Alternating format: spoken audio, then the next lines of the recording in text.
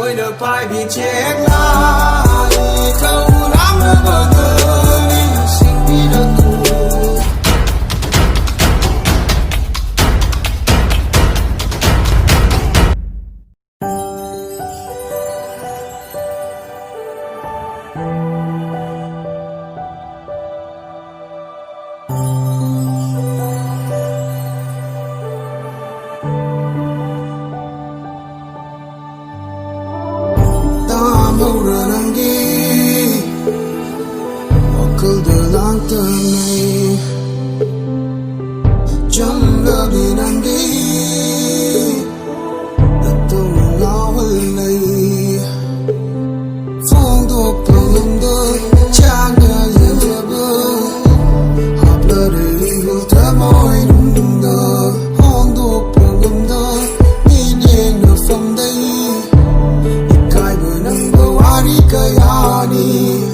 Tôi đã phải bị chết lại không lắm nữa bao giờ mình sinh vì đơn thù.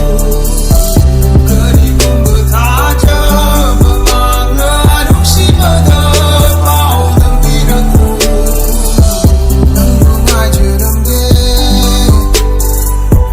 mai cây yên chưa đâm ghê.